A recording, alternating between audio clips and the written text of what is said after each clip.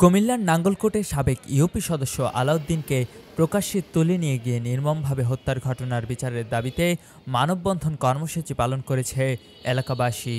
বুধবার সকালে কুমিল্লা প্রেস ক্লাবের সামনে খুনি কেন বাহিরে, হত্যার বিচার চাই দাবি সম্বলিত ব্যানার ফেস্টুনে মানববন্ধনে অংশ নেন কয়েকশত মানুষ।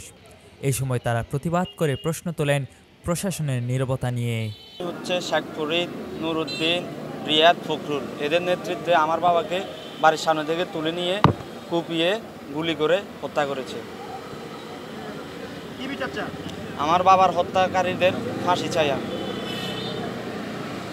বন্ধন করছি আমার বাড়ি হত্যাকারী ফাঁসি চাই, আর বাইরে বাড়ির সামনে তুলিনি গুলি করে হত্যা করছে, আমরা ফাঁসি চাই। মানববন্ধন ও পথপ্রতিবাদ সমাবেশে বক্তারা দ্রুত এই হত্যা মামলার মূল আসামিদের গ্রেফতার করে দৃষ্টান্তমূলক শাস্তির দাবি জানান। উল্লেখ্য, গত ৩ আগস্ট দুপুর 12:30টার দিকে কুমিল্লার নাঙ্গলকোটে নিজ বাড়ির সামনে থেকে সাবেক বক্সগঞ্জ ইউপি সদস্য আলাউদ্দিনকে তুলে নিয়ে গিয়ে নির্মমভাবে হত্যা করা হয়। 24-এর যে গণঅভ্যুত্থানের পরে আমরা যে দেশ পেয়েছি, এই স্বাধীন দেশে এভাবে একটি বিচার বহির্ভূত হত্যাকাণ্ড, তার তীব্র নিন্দা জানাচ্ছি।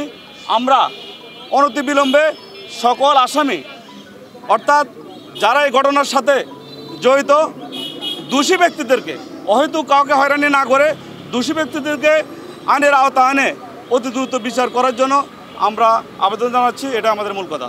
আমরা শুধু এই মানববন্ধনটা করতেছি এই কারণেই, আমরা প্রশাসনকে আমরা বলে দিতে চাই, প্রশাসন যেন এই আলাউদ্দিন মেম্বারের যে হত্যাকারী যারা আছে তাদেরকে দ্রুত যেন গ্রেফতার করে।